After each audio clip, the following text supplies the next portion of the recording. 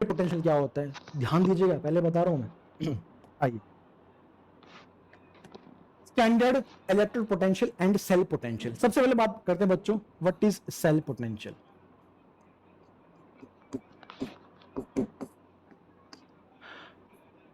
होता है क्या बच्चों, ध्यान दीजिएगा अगर आप, अगर आप यहाँ देखेंगे बच्चों, ध्यान से देखेंगे ना, तो आप मैं दिखाता हूं थोड़ा सा मैं आपको।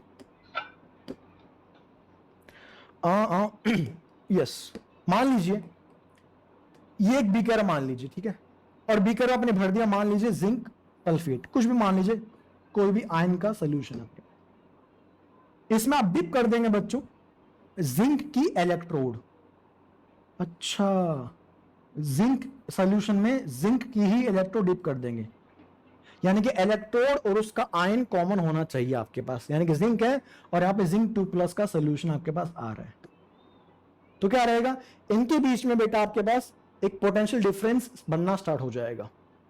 इनके सरफेस के बीच में, ये अपने पास आयन से, बोलो हाँ है ना, यहां अपने पास आयन से, यस बेटा, तो ये जो बेटा अपने पास आयंस है ना, यहाँ पे जिंक 2+ के आयंस है और ये जिंक की रोड है, तो इनके बीच में एक, इसके बीच में एक इंटरफेस में, बाउंड्री में एक पोटेंशियल बनना स्टार्ट हो जाएगा अपने पास, उसको बोलते हैं सेल पोटेंशियल या electrode potential.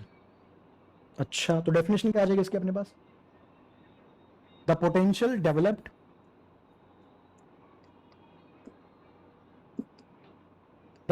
Developed between electrode, कोई भी इलेक्ट्रोड रह सकती है किसी भी मेटल की, और उसी का सोल्यूशन होना चाहिए बेटा, एंड इट्स एक्वस सोल्यूशन,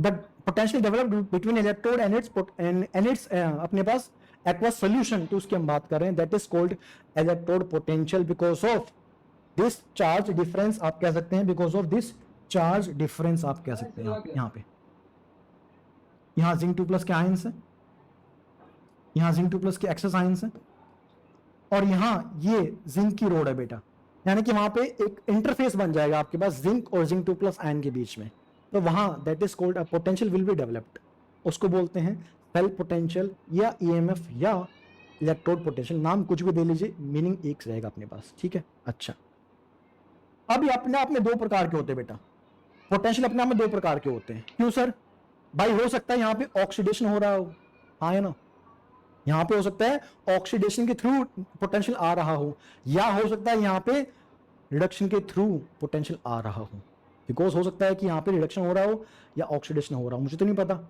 यानी कि आपके जो पोटेंशियल है वो दो प्रकार से डिफाइन कर सकते हैं आप, आइदर रिडक्शन पोटेंशियल या ऑक्सीडेशन पोटेंशियल। अच्छा, हाँ ध्यान दीजिएगा आप, यानी कि जो आपका ईएमएफ है वो दो प्रकार से आ सकता है, दो टाइप्स आप निकाल सकते हो उसको बेटा, the first is oxidation potential and the second can be reduction potential। हो सकता है ऑक्सीडेशन के थ्रू आप चेक करो पोटेंशियल को, या किसी रिडक्शन के थ्रू आप चेक करोगे पोटेंशियल को, दो टाइप के हो सकते हैं, ऑक्सीडेशन एंड रिडक्शन पोटेंशियल। पर हमें अभी बात करनी है स्पेसिफिकली स्टैंडर्ड पोटेंशियल के बारे में, कि what is standard electrode potential. तो बेटा कुछ खास फर्क नहीं है, स्टैंडर्ड माने आपने जो कंडीशंस हैं, कौन सी कंडीशंस, कंसंट्रेशन है या जो आपके पास टेम्परेचर है उसको आपने फिक्स कर दिया है, कंसंट्रेशन को आपने 1 मोलर मान लिया है और टेम्परेचर को आपने मान लिया 298 केल्विन, तो उस मोमेंट पे जो आपके पास पोटेंशियल आएगा उसको बोल देंगे आप E naught, that is standard electrode potential या स्टैंडर्ड ईएमएफ। सिंबल क्या होगा उसका बच्चों, सिंबल हो जाएगा ई नॉट, इस प्रकार से ये हो जाएगा स्टैंडर्ड ऑक्सीडेशन पोटेंशियल, ये हो जाएगा standard reduction potential, short form use करेंगे अपन। फर्स्ट रहेगा बच्चों इसका SOP और इसका रहेगा भाई साहब SRP। अच्छा, सुना होगा आपने SRP SOP, तो what is SRP, standard reduction potential, standard oxidation potential. अब हमें बेटा सेल्स का SOP SRP चाहिए होता है ताकि हम पोटेंशियल निकाल सकें और चैप्टर में आगे मूव कर सकें, लेकिन वो पोटेंशियल के लिए आपको रेफरेंस इलेक्ट्रोड पता होने चाहिए, कि मेरे सेल का या फिर पोटेंशियल के लिए मुझे एक रेफरेंस पता होना चाहिए, बिकॉज ये value they are not absolute values, they are relative values. किसी इलेक्ट्रोड को रेफरेंस मान के इनकी वैल्यू निकाली गई है, उसकी बात हम करने वाले हैं कि व्हाट इज रेफरेंस इलेक्ट्रोड और कैसे रेफरेंस के थ्रू इनकी वैल्यूज को निकाला गया होगा इन द इलेक्ट्रोकेमिकल सीरीज। तो अभी बस आप बेसिक समझ लीजिए कि भाई पोटेंशियल दो टाइप के होते हैं, SOP oxidation potential and SRP that is reduction potential का इस्तेमाल अभी हम करने वाले हैं। कैसे करेंगे यहां ध्यान दीजिए आप, अभी ध्यान दीजिए बच्चों आप यहां पे सपोज आप यहां देखिए zinc 2 plus 2 electrons, galvanic cell के अंदर, डैनियल सेल के अंदर ये रिएक्शन हो रही थी, हाँ सर, कॉपर प्लस 2 इलेक्ट्रॉन्स क्या बनेगा, कॉपर बनेगा सर। ये दोनों रिएक्शन होते अपने पास, ये एट एनोड ये एट कैथोड। तो मुझे खबर मिली कि भाई जिंक का जो सेल है उसका जो एसओपी या एसआरपी है वो मुझे पता है, वो मुझे पता चल गया। वैसे ही मुझे कॉपर का भी एसओपी या एसआरपी पता चल गया मुझे। अच्छा, जिंक का जो मेरे पास वैल्यू आई बेटा ई नोट की वो आएगी -0.76, एग्जाम में गिवन होती है पर मैं आपको एग्जांपल देके बता रहा हूँ वोल्टेज। और कॉपर की जो बेटा वैल्यू आएगी वो आएगी +0.34 वोल्टेज। ये सारी वैल्यूज आपके पास आती हैं इलेक्ट्रोकेमिकल सीरीज से, लेकिन मैं आपको एग्जांपल देके बता रहा हूँ कि इन वैल्यूज को इस्तेमाल कैसे करना होता है, बिकॉज आगे हम वही करने वाले चैप्टर भर के अंदर। तो ये ई नोट है, दोनों ही क्या है, दोनों ही स्टैंडर्ड पोटेंशियल्स है अपने पास, ये कॉपर का और ये जिंक का।